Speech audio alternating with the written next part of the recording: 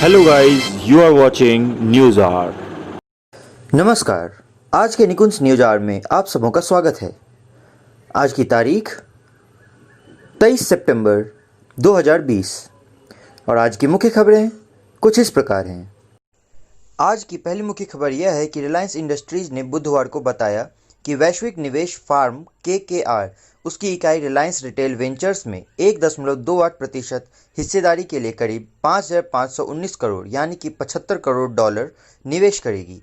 यह निवेश रिलायंस रिटेल के 57.2 अरब डॉलर के प्री मिनी इक्विटी मूल्यांकन पर हुआ है।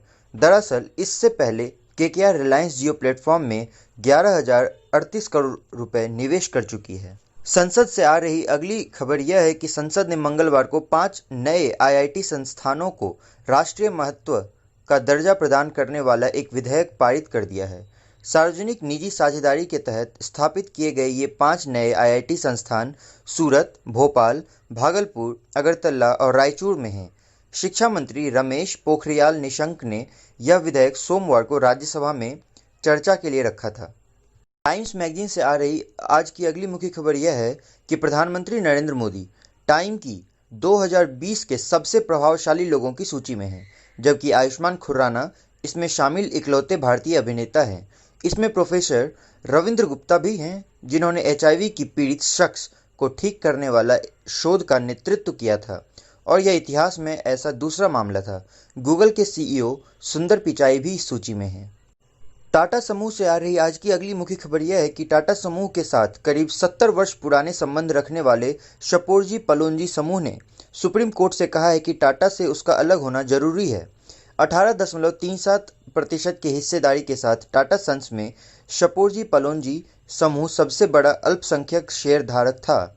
WHO से आ रही आज की मुख्य खबर यह है कि WHO के प्रमुख टेड्रोस घेब्रेयेसस ने कहा है कि इस बात की कोई गारंटी नहीं है कि विकसित की जा रही कोई भी कोविड-19 वैक्सीन काम करेगी।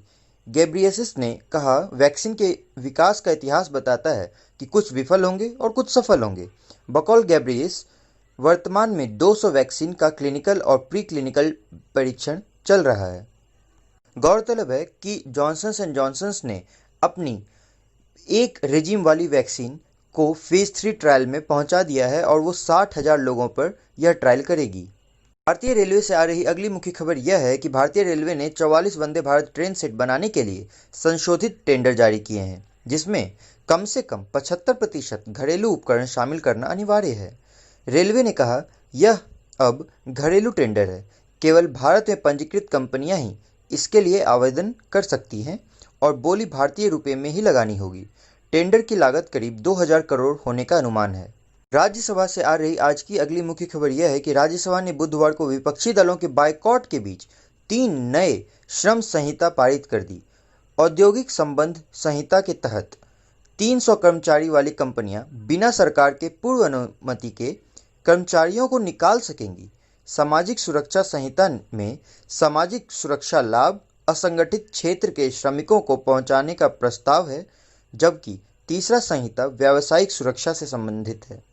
संयुक्त राष्ट्र महासभा से आ रही अगली खबर यह है कि अमेरिकी राष्ट्रपति डोनाल्ड ट्रंप ने संयुक्त राष्ट्र महासभा से कहा कि चीन ने कोविड-19 को देश से बाहर जाने दिया।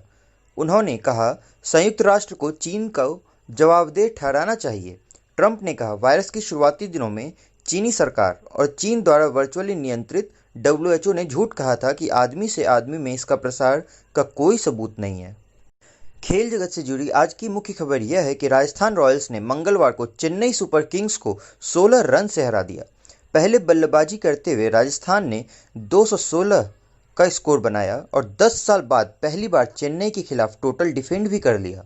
यह रन के मामले में चेन्नई के खिलाफ राजस्थान की दूसरी सबसे बड़ी जीत है। संजू सैमसन ने राजस्थान के लिए सर्वाधिक 74 रन बनाए।